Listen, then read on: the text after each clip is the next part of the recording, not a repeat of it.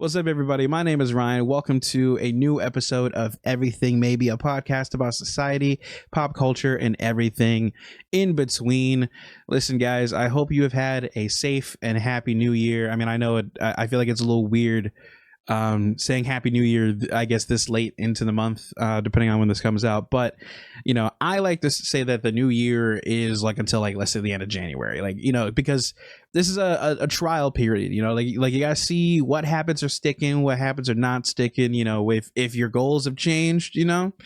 But no, I hope you've been having a good and safe new year so far. Let me know in the comments what's your goals this year, and I'll actually check back this year and see or at least at the end of the year and see if you did anything. or if you didn't, that's cool too, but you know. But you might be thinking, hey, I saw that you have changed the podcast name, what's going on with that? And honestly, if we're being honest, I just thought that you know, with the new year coming, and also just the fact that, you know, we haven't really been consistent with this for a while, I just thought that at this point it'd be time to put on a fresh coat of paint for everybody here. And I mean, the podcast, the topics are not going to be changing. You know, I'll still have some guests on every now and then. It's still going to be a solo podcast, though. We're still doing, you know, pop culture reviews of movies, music, you know, everything in between. And also my own personal experiences, you know, all of that stuff. That's still going to not change. But if we're being completely honest, I was just tired of telling people about this podcast and them not knowing how to spell it. Well, you know, I just thought that the name that it was before, it was a different show at the time when it was when it was first, you know, starting to go. You know, it was a very different show. Like, I'll tell people, hey, it's Toast on Rye, and then they don't know that that's one word, which I don't blame them. How would they know that? So I was just like, you know what? I think it's just time for a different, fresh coat of paint, and I'm really excited for it. So yeah, Everything Maybe is now the name. The podcast is still the same, though. So, I mean, if you guys want to be a part of the show, send in some voice messages or leave a comment about anything that I talk about today and your personal opinion on it. Who knows? I might actually talk about it on the next episode. You know, I'm not saying I like to argue, but, you know. But anyway, today, since it's the brand new year, I haven't really seen anything new yet, and we're kind of getting in towards, you know, the award seasons and brand new things coming out that are more experimental. You know, the industry is kind of a weird time right now, where, you know, they're just like, we're gonna release stuff in January and see if it works. You know, it may not, it may well, we'll see, you know. But I haven't really seen anything much since the New Year's has started. So I'm going to discuss the fact that I watched almost 30 films in the last year, which, I mean, is not anything to write home about. I mean, there's some people that watch 50 or 100 in a year. But I'm a busy guy, I guess. But either way, no, I did watch almost 30 films this year, and I got a top 10. If you want to know my bottom 10 too, that's not going to be in this episode, but or at least bottom 5. I don't think I watched enough to really have a bottom 10, because there's not much that I hated, I outright hated this year. If you want to know that that top 10, or sorry, if you want to know that bottom 10, I'm sorry, just let me know in the comments. I'll make another episode on that. If it wouldn't really be too late. But yeah, I saw 30 films. I got 10 of the best, at least in my opinion. And let me know down in the comments, what was your top 10, and do you agree with my top 10? As we get to like the top 5, I'm gonna admit it's a little, not controversial, I guess is the wrong word, more so unpopular, because I know that like there's a movie down there that I'm like, according to public opinion, there's a lot of people that don't like this movie as much as I do. So, but yeah, we will get there. Let's start with number 10, Smile 2. Smile 2, you know, I'm not gonna lie, I'll admit that before I started watching the Smile franchise, I thought it was going to be like another like tragically bad PG-13 horror film, especially since I believe that if you're going to do horror, and it's going to be like, you know, like, or at least unless if you can find a creative way to like get the audience's adrenaline and suspense going without, you know, doing too much gore, at this point you might as well just put that into rated R. I'm not saying that like it's gotta be like I'm seeing, you know, blood everywhere and arm is getting cut off. You know, I'm not always trying to watch Saw when I'm watching a horror movie, but I really want to feel like I'm in there. Like I really want to feel the energy of horror. And when it comes to PG-13, I don't really see us getting that as much. And obviously, rated R films are not just for horror, but there are a lot of movies that I think would have benefited from being rated R. Like, for example, I thought that, like, I'm not saying that this isn't in the horror genre, so I guess this is a bad example, but something like Escape Room would have been better rated R. Or Venom would have been better rated R. This whole time, it would have been better rated R. But the thing is, with Smile, it was almost marketed like it was a PG-13 horror film. Like, I didn't even know it was R until I checked it out. And I was extremely glad to eat my words about Smile. I watched the first one. I loved it. I thought that it was extremely just... it was a great concept. And when you look at the marketing for the first Smile movie, like I said, it just did not match the vibe of what the franchise actually is. And even Smile 2 was guilty of this too, by the way. Smile 2, the trailer doesn't do it justice, but I was already excited for it because I knew what I was in for. So, I mean, like, obviously, we all went to go see the movie, so I guess nobody's getting fired. But if it's up to me, I'm firing them, because I almost didn't give this franchise a chance, all because the trailer was kind of bad. But regardless, I decided to give it a shot, and Smile was thrilling, uncomfortable, gut-wrenchingly terrifying. Like, the concept of a demon that passes its disease or whatever it is on to other people is honestly a really cool idea, and it allowed it to be kind of like an anthology series, which, granted, I mean, they still kind of were able to connect it between the two, but even then, without the connection part of it, let's say, like, you could still have a great anthology series of, like, making, like, different parts of people's lives. Like, let's say, like, you go from an average everyday person that does good work in their medical field to a recovering addict that's in the spotlight of other people. That definitely ups the stakes a lot more. And I think Smile 2 really expands on that idea extremely well. The concept and the themes of the movie are just really well done, and they also kind of up the production value. Not saying that Smile didn't do it, but the production value of some of the actual horror and gore parts of this movie were fantastic. I mean, I actually just realized that the monster in Smile 2, I don't know about Smile 1, but Smile 2 was actually, if you can believe it, that's actually prosthetics. That's actually prosthetics. And I thought a lot of that was just I thought that was just CGI, but it's not. And I think that's something that we gotta give the movie credit for. So overall, I think that it was probably the more creative sequels of this year. Not that stuff like Deadpool and Wolverine was bad or anything like, or Inside Out 2, that's like an honorable mention. I'll go over that a little bit later, but I definitely think it did deserve a spot for the top 10 just by the sheer creativity and how it really shocked me how good this franchise is so far. And I don't want to spoil it, but the way that it ends really puts the stakes up even more. And if they do a Smile 3, I'm sad. I'm in that theater. I'm the first one to buy tickets for it because the story can go anywhere at this point, and I'm along for the ride.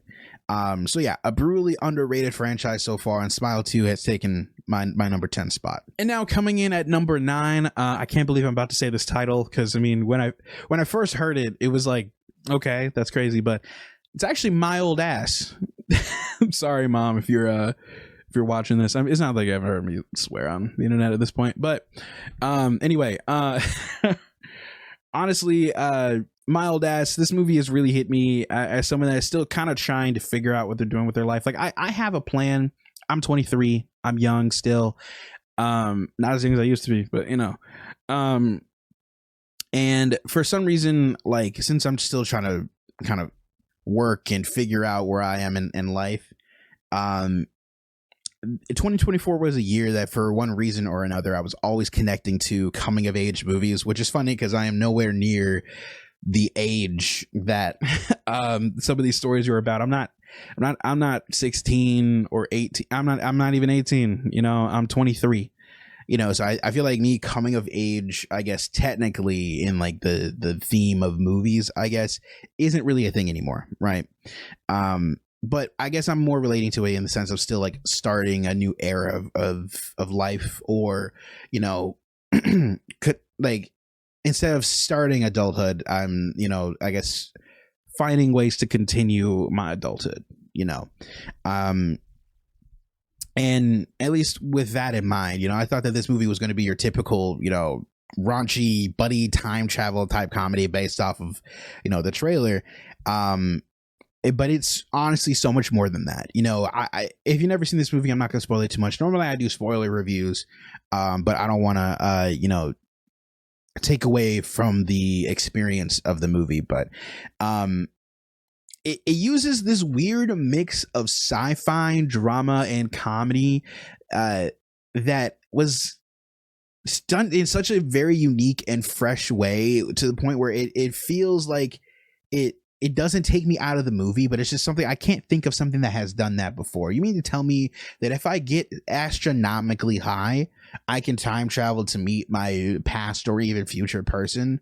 That's that's how you do it in the movie. Like, it's as in like you meet your older self by getting so astronomically high on something. And I think that's such a funny yet creative concept for something that paints itself as realistic. Like it's so creative that it doesn't take you out of the movie in a way. Like some other movies tried to do this, and for some reason it just kind of fit into the world that it was already selling me, right? So but the movie's like writing, production design, casting, and the soundtrack even did a great job of making me feel nostalgic for a town that I never have lived in, or honestly that I never want to live in. You know, the movie takes place in a lot of like the rural countryside of stuff, not in a way of like it's more of like the forest, you know, there's a big lake in between a lot of like the parts of the town, and like some people's main form of transportation in the town is by boat. And I'm like, that's cool as hell. I'm not gonna lie. Like at least they make it look cool. I mean, I guess that's the job of a movie, but they make it look extremely cool. And I thought that the movie was extremely creative in that way, to really make you feel that nostalgia. But also, I mean, it's giving credit to not just Megan Park, who directed and wrote the film. I think she wrote it. I know she directed it. I'm not sure if she wrote it like completely, but also the actors like Macy Stella and Aubrey Plaza. Now, granted, who she doesn't really look like the person that she's trying to, you know, like Aubrey Plaza is pretty much playing an older version of the main character, and I'm like, y'all look nothing alike. But even then, that doesn't take me out of it. I guess it might have taken it out of people for some people, but they immediately don't look that much alike. But their chemistry was really nice on screen, so that was really nice to see. It made me feel very motivated to continue to, you know, just to grow and live. And I think that's the point of the whole movie. And yeah, it takes my number 9 spot for that reason. Coming in at number 8 is We Live in Time. Now, with full transparency, I've been a sucker for romance and rom-com movies for a long time, which is very funny because I pretended for a long time like I wasn't into the movie. I actually had an ex-girlfriend of mine. She loved rom-coms, and I'd be like, I ain't trying to watch this shit. And then we start watching it, and I'm more into the movie than she would be. Which I guess is like, you know, me going like, I ain't trying to, yeah, you know, I mean, like I'm trying to keep like an image here. At this point, it doesn't matter to me. But yeah, I love romance and rom-com movies. I don't know why, but it's just I just like them. I have nothing against them, and I'll proudly say it. So yeah, I don't know. Do what you want with that information. There is not a lot that comes close to the beautiful work that is We Live in Time. You know, on the surface, you know, this movie painted itself in its trailers and marketing as your typical love story between two characters. And there's obviously nothing wrong with that. I'm not saying that, like, you know, when you make something, it's got to be the most different upon everything else that's ever been made.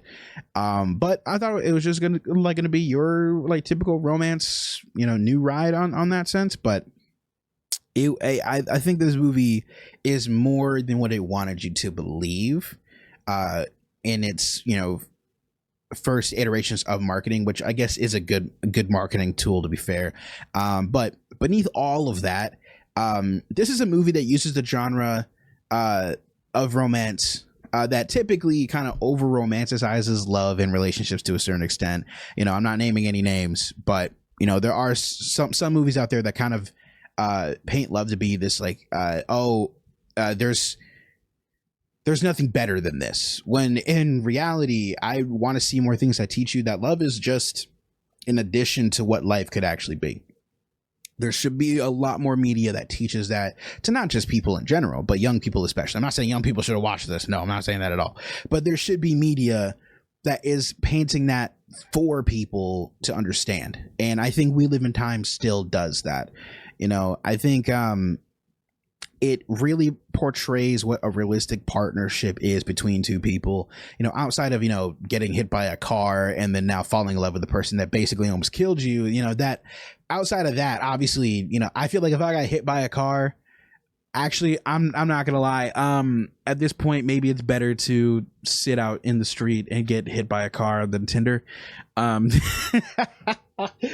but outside of that part, that's obviously funny. The movie uses like a non-linear style of storytelling, with jumping between different points of the timeline that they want you to see, to really show you the ups and downs of what a relationship could be. And I'm not saying that like there's not a movie before that hasn't done that, but I feel like a lot of us forget that message, that just because you're with somebody or just because you're looking to be loved or to be in love does not mean that it should take away from everything else in your life. And I think We Live in Time really hammers home that message. It just really added to the realistic implications, and I'm sure there's more that I've missed from the movie. I only watched it the one time, but I really wrote down how I felt about it when it first came out, and I just really still feel that it's a great message that everybody should really lean into. And plus, Andrew Garfield and Florence Pugh. I mean, come on. I mean, these are two of my favorite actors. I don't really have the favorite actor, but I knew that their chemistry was going to be great, and I knew that they were going to perform their asses off when it comes to this genre and the performances that were there. But yeah, I think this movie was top notch. Honestly, it's a beautifully vulnerable take on love, relationships, and just what life has to offer as a whole. So, speaking of life, or at least being nostalgic of life, at number 7, I got probably my favorite coming of age movie of the year, and that is Snack Shack at number 7. This is the second of coming of age movies this year that I just absolutely loved. Or sorry, last year. It's 2025 now.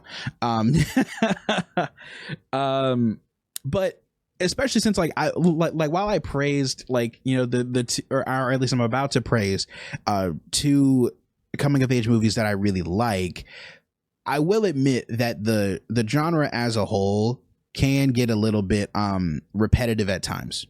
It can get, like the ideas are not as fleshed out. It's not as new. It's not, it's just not fun to watch when you see the same story, the same cookie cutter story being cut out every single time. That doesn't happen all the time, but it does definitely get old sometimes. And at least with Snack Shack, I thought that they brought a very fresh take on the style of film by using 90s nostalgia, but also not really making it so much about growing up, but more so trying to really paint like the ambitions of a teenager, I guess, or really paint how, even as a teenager, there are some things that are going to change about yourself, about the friends that you have in your life, about your family dynamics. There's so many things that change as you get older, even at that age, right? And I think that the movie does that very well. Especially since, again, it's set in the 90s, and the production design, music, even the performances were making me feel nostalgic for an era that I didn't grow up in. My Old Ass did it for a town that I never grew up in, but it's still modern day. But this movie did it for an era that I never have grown up in, but it made me wish I did. I'm not saying that the 2000s or the 2010s were bad by any means, but I mean, there's still like that own nostalgia there. But at the same time, like with everything going on in the movie, it was very fun to watch. All of the character dynamics, the dialogue, it was very fresh, and just it didn't feel like it was preaching something to you about life. It was just a fun watch, and that's why I made like my top 10. But even, you know, with great actors like Connor Sherry, Gabriel LaBelle, they were just giving great performance. I mean, everybody was.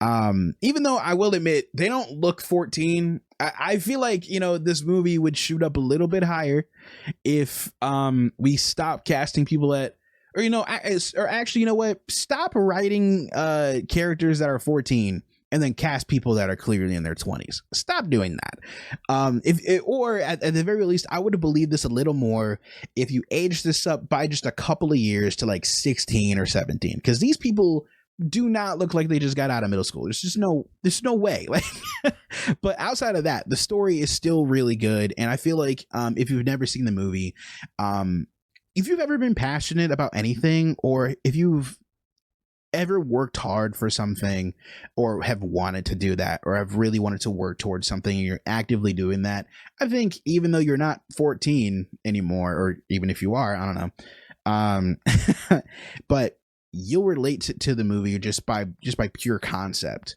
But the story that they bring you through is just very fun and refreshing to watch. So yeah, Snack Chat at number 7.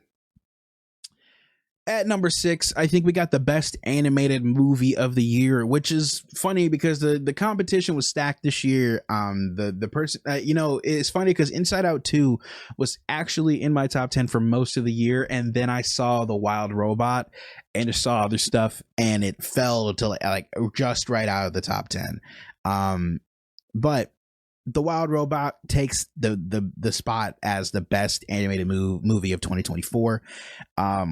I first heard about the movie, actually, I didn't even see like a trailer or anything, or I did, but I didn't like see marketing for it, which is funny because where I found it actually was Big Brother, which is a reality show that I love watching every year. If you haven't seen that show, it's really not important, but it's important to know that like how I found out about it was, you know, the contestants on the show, they have to win. They have to win a bunch of competitions throughout the season. It's basically a reality game show, and the prize for the week for winning a competition was you got safety in the game, but also you got to see a special screening of The Wild Robot. So like they did a whole promo for it. You know, they did clips of them watching the movie, and I looked at the movie while watching the show and saw, you know, how amazing the animation quality was. You know, I haven't really seen a movie look like that in a while, and just based off of that alone, I was like, I'm seeing this movie. It's happening. I don't care when it will be, but I will be watching it. And I watched it and was just completely blown away. You know, when I went to see it in theaters, I genuinely, I don't think I've been amazing. I've been that amazed by a movie's animation in a very long time. I cannot remember the last time I was. The movie is funny, cute, heartbreaking, but also heartwarming, all at the same time. Like it takes you through an entire roller coaster of emotions throughout the entire runtime, and I just thought that it was really cool to see, and something I also think is really cool about the movie, as well as like, you know, just the animation, is the allegory for like mentorship, or I guess more accurately parenthood, and I think it's more specific in the motherhood, or sorry, the motherhood. I can't talk today. The motherhood department.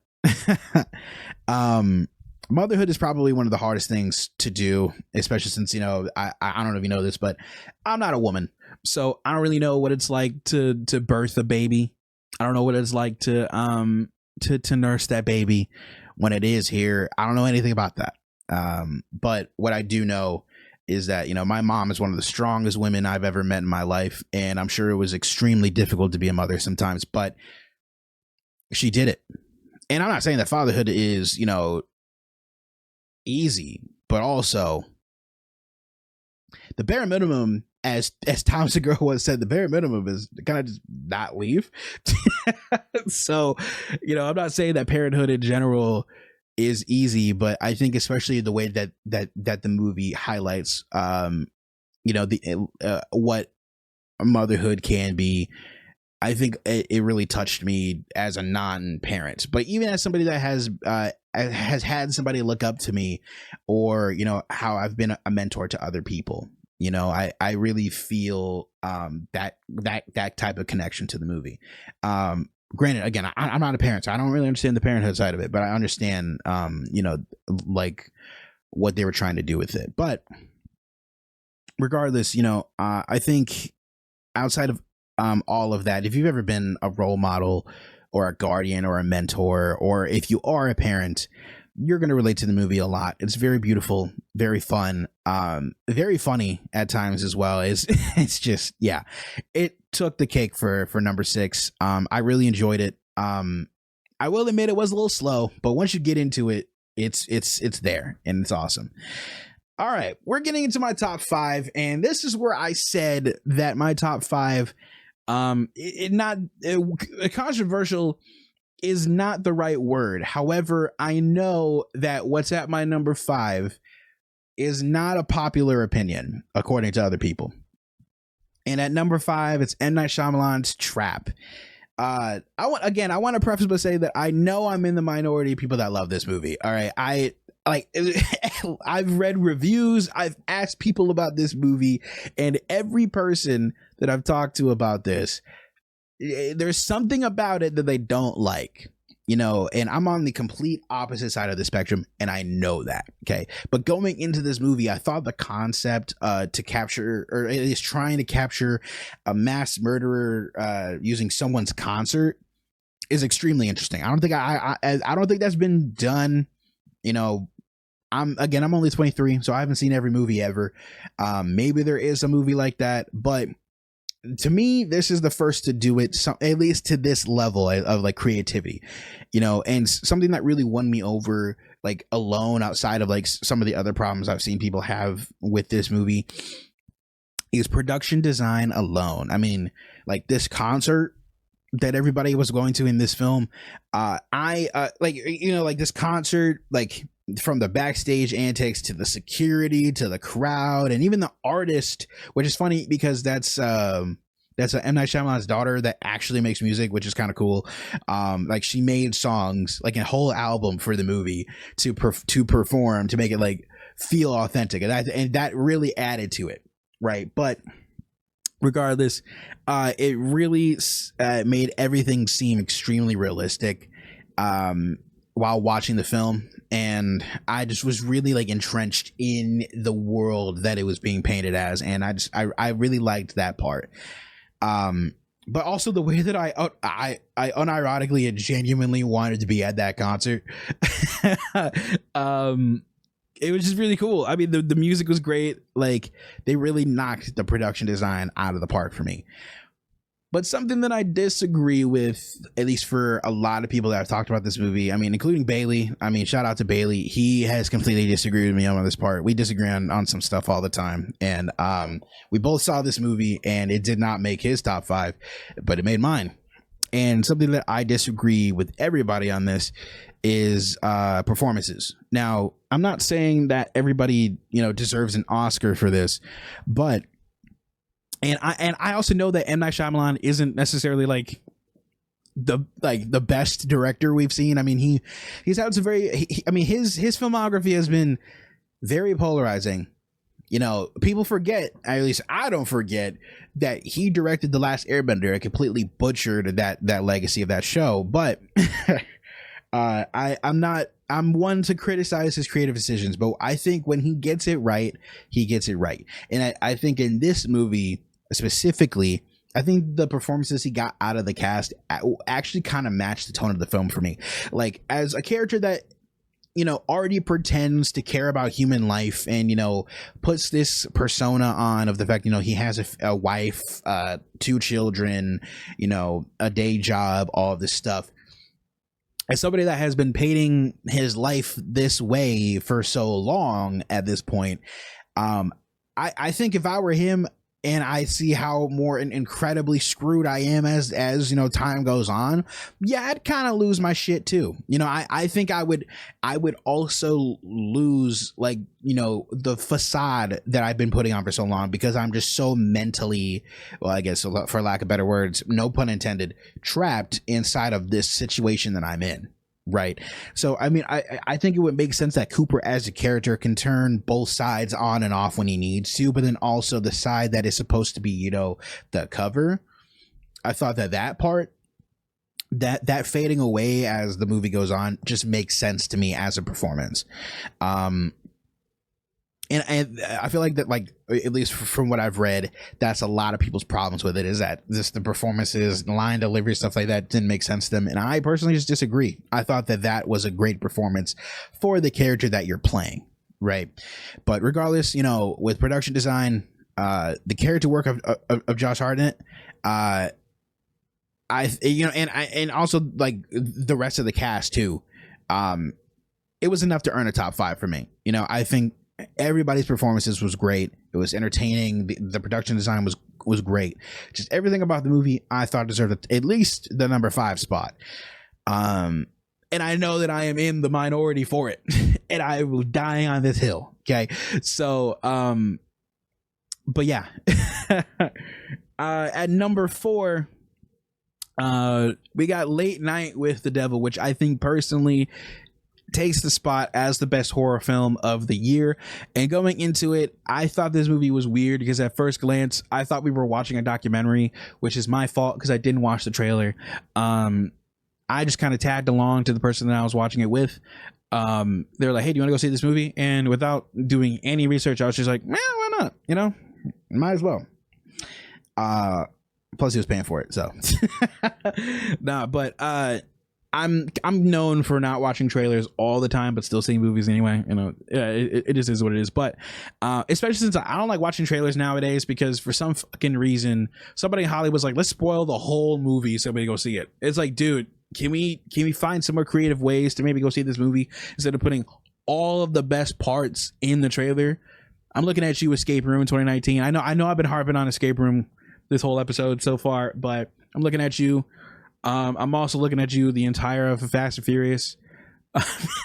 Like, all of their trailers basically just give away the whole damn movie for free too. Like, what's even the point of me seeing the movie if you're gonna put all of the most funny parts in it? But anyway, regardless, as the movie goes on, as I'm watching it, it turns into a very unique and interesting take on the horror genre. And it kind of goes from this like 2 different styles of media. It goes from like a single cam narrative type of movie to a studio live show, and it goes in and out of it. And I think it was very creative. The live portions of this movie, as well as the production design of a TV studio, and more specifically, a talk show. The setup kind of like makes you invest into a show that doesn't actually exist. They shoot it like you're actually watching it live on TV. They even had ads and everything. It was a really cool concept. And obviously it still uses classic horror themes with suspense, music, and uncomfortable sights. I was fully glued to the big screen while watching this, and as if it was it felt like it was a real late night talk show. And the parts that were technically single cam, they were kind of like backstage exclusives, where it's like you're kind of like watching like a documentary unfold, pretty much.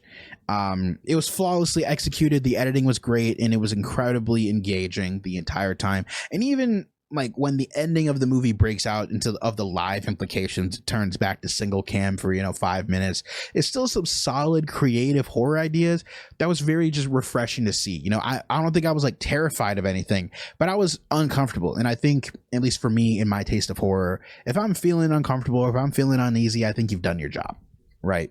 So, uh, again, just a really solid creative idea, and I'm also glad to finally see a Hollywood veteran like David really get in that lead role. I mean, he's always deserved it. He just has never gotten the opportunity to get it yet, but he did it in this one, and I just wish there was just more mainstream love for this movie. I feel like, I mean, I've talked about it, and besides the person I saw it with, I haven't seen anybody else talk about it.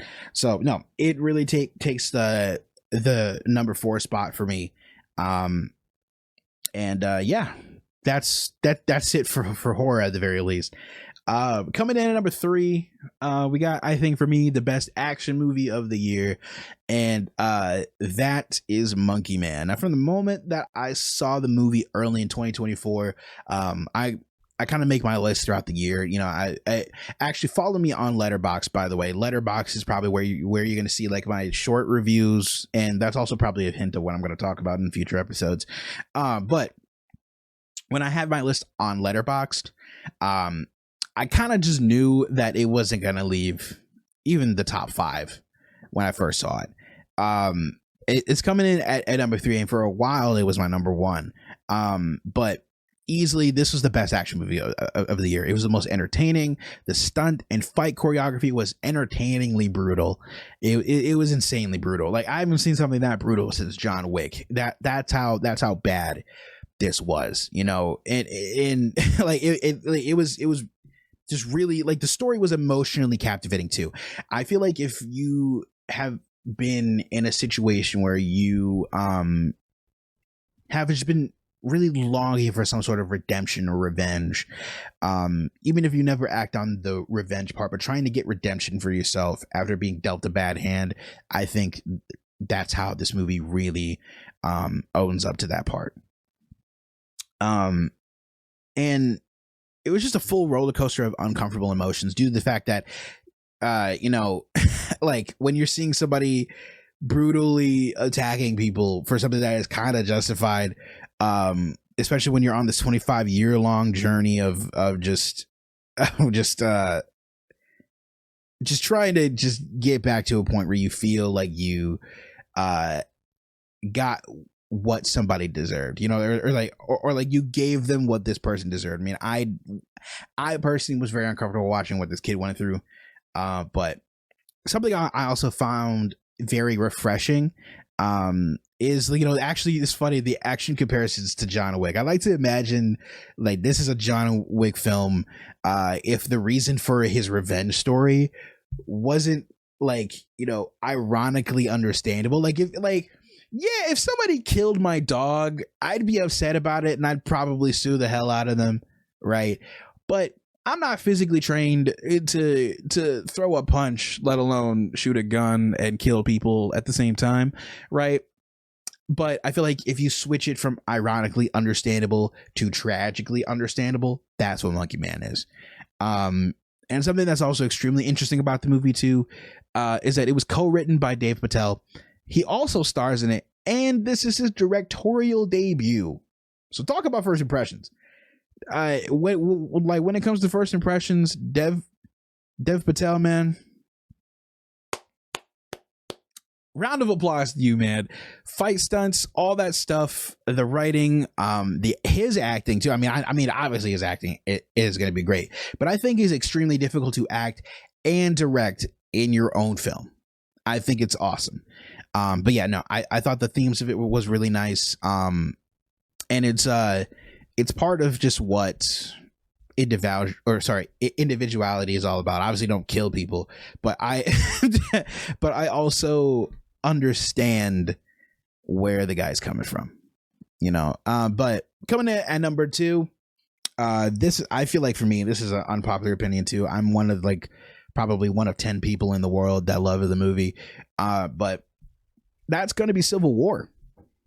Now, at number 2 was Civil War. I saw the trailer for the movie while watching Monkey Man, actually. And I immediately said out loud, yeah, I'm definitely seeing this movie.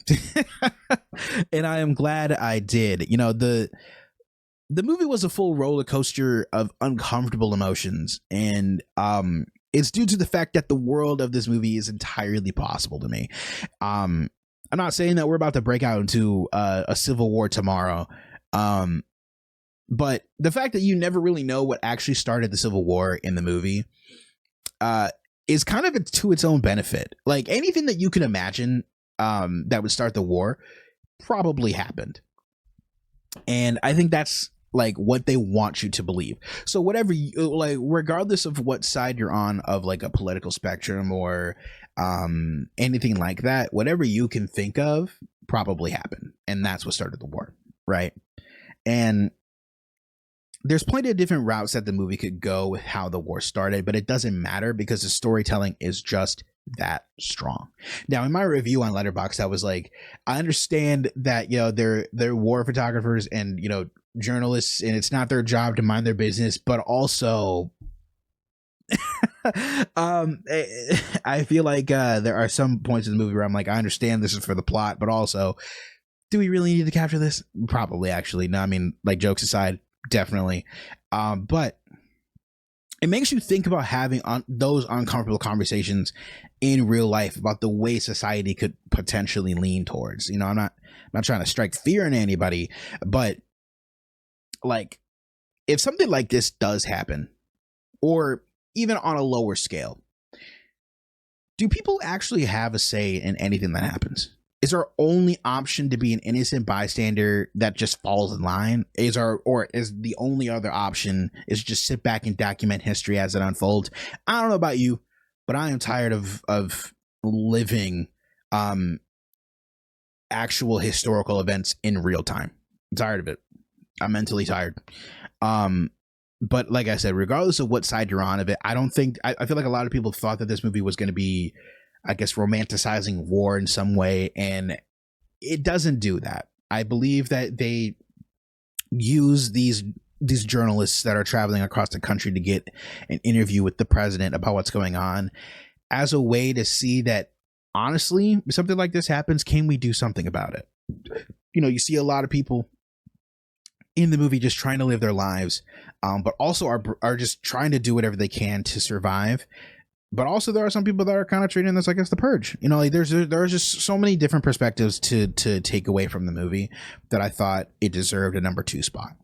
The message of the movie and how it ends just really stuck with me, and just kind of just made me think. So I encourage anybody that didn't give it a chance in 2024. You know, maybe you thought it was just going to be, you know, I actually talked to somebody. They're like, I thought it was going to be war porn.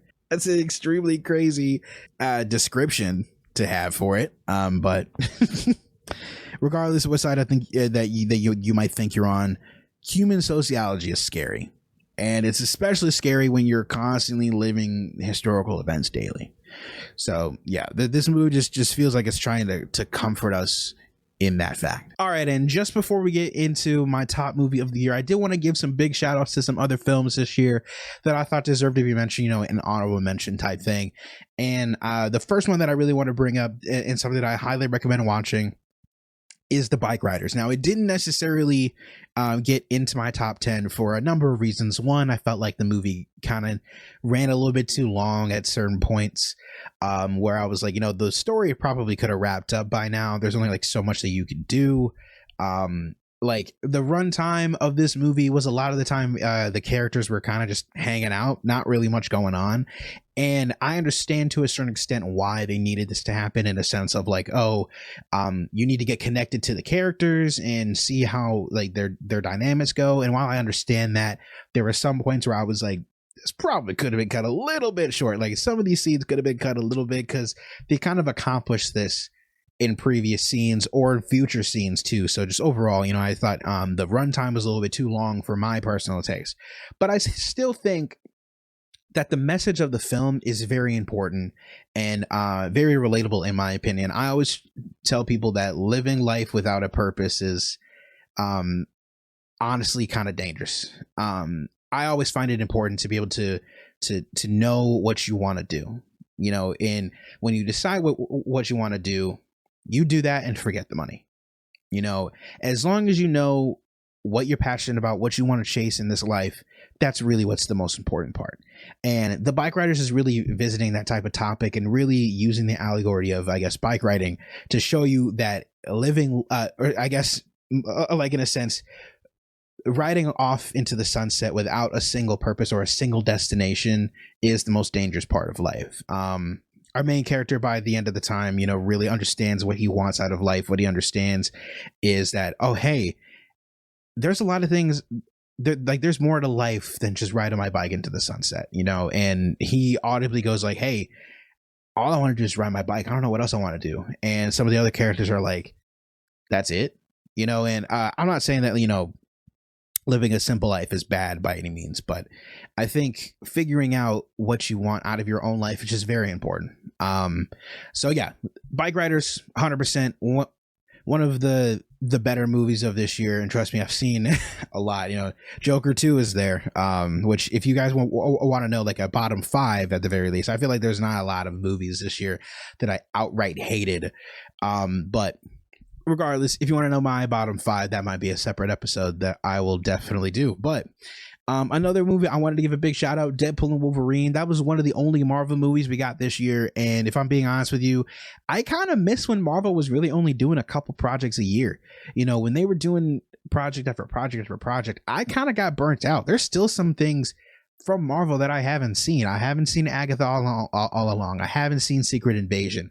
I didn't even finish What If Season 2. And I'm a nerd, don't get me wrong. I like the MCU. But there's just too much going on right now. And it was very refreshing to have Deadpool and Wolverine be one of the only Marvel things from this past year. And really knocking it out of the park. It fell out of my top 10 because of some other stuff that came out this year, but I thought that it was extremely entertaining. It was a great Deadpool movie in general. They really made sure that it fit inside the MCU, and for that I got to give them props. It was very entertaining. Can't really say too much about it that I complained about. Another one I wanted to give a shout out to, Fall Guy. Fall Guy pretty much, like, for me, really got me excited for action movies again. Like, outside of Monkey Man, Fall Guy was just a good love letter to not just the film industry, but also the people that work hard inside of it, especially stunt doubles. It was a very good spoof on like what the film industry really is, and obviously I haven't worked in it full time, or I'm not like in Hollywood or anything, but as somebody that is a creative, I felt almost kind of seen out of this, and the characters were funny, heartwarming. It just overall a really entertaining movie. And, this is why I love action. It's one of my favorite genres because something is going on all the time. An animated movie that I wanted to give a big shout out to was Inside Out 2. I did mention it earlier. And just the fact that they were able to expand upon the idea from Inside Out 1 and really kind of hone in on what made Inside Out 1 so cool. There was great sound design, great acting, great production design too, great concept. If you haven't watched it, definitely check it out. But coming in at my number 1, and it's funny because when I watched it, if any of you guys follow Bailey, my friend, he's been on this podcast. If any of you follow IE Productions, who's also produced this podcast, by the way. If any of you follow IE Productions, we just did our top 10 from 2024. So it kind of got spoiled if you saw it before this episode. But, or I guess, if you wanted a in-depth breakdown of what I thought about these movies, then hey, you got that too. But we both landed on The Book of Clarence. That's our number 1 movie of the year. The Book of Clarence, at least in my opinion, is without a doubt the best movie of 2024. It's not even close. Like the way that these characters are written and portrayed is not only like funny at times, because it's kind of labeled as a comedy, but it's also exceptionally introspective about the idea of just religion as a whole. There's a lot of people that are, completely committed to Christianity. They really follow it. And then there's other characters that are completely against it. Right. And I think that the most important part of the film and the message of the film is finding balance in both of those. The way that I interpret the message of this movie is that this story is about 2 spectrums of faith. As somebody that has been a man of faith in the past, while growing up, because, when you're growing up, a lot of people in like families and like where you grew up kind of just automatically kind of grandfather you into that type of concept, right? And as somebody that has started to mature and grow up, and growing up with religion, and then also living a life that isn't necessarily too religious, there's there's always one side that that almost like blindly follows with blind faith, right? And the other completely disrespects religion as a whole. And we see that kind of those two spectrums in the film. And the way I see it, both of these things can be toxic to the human experience. I believe that you can believe what you want to believe. I'm personally somewhat of a man of faith. I still believe in God and Jesus and, the teachings of Christianity. But I haven't been to church in 10 years, maybe more than that. But I think the most important part, and I think what the film really teaches, is to live your truth, but don't shame others for living theirs, right? I guess one of the best things about my top 3 too is that I think every movie that I put in my top 3 covers a lot of different areas of the human experience. You have The Monkey Man with individuality, right? You got Civil War that's covering it sociologically, but then you also have the Book of Clarence covering that spiritually, and I think regardless of where you stand, where you have it with this film, I think the message is clear. Find that balance. It doesn't necessarily have to be one or the other. You don't have to align yourself with something. Just find the balance for yourself, live that truth, and respect other people's truths. The characters are very relatable, not just for me, but I really hope for everybody else. Even if you're not that religious, I think it's a beautiful film to watch. It's beautifully written. Insanely talented actors on it as well. Just overall, that is my personal number 1 movie of this year. And that's it, guys. That's my top 10. Let me know what you guys think in the comments down below. What do you think of my top 10 list? Do you love it? Do you hate it? Do you agree? Do you disagree? What's your top 10? What's your top movie of the year? Let me know in the comments. We might actually discuss it on the next episode. I might read your comments and be like, hey, this is what I think. I'm always open to have a conversation. If you also want to be a part of the conversation, there is a link in the description below to send a voice message to the show. So if you want to be involved in the show as well, if you want to have a conversation about something, if you want to start a conversation, I'll listen to it. We'll talk about it on the podcast. And also all the rest of my socials are in the description below, including for the show and my personal. That's really about it, guys. Hey, thank you so much. Again, I hope you're having a fantastic new year so far. Old episodes are not going anywhere. It'll still be here. And as always, again, thank you so much. I love all of you. I will see you guys in the next episode. Peace.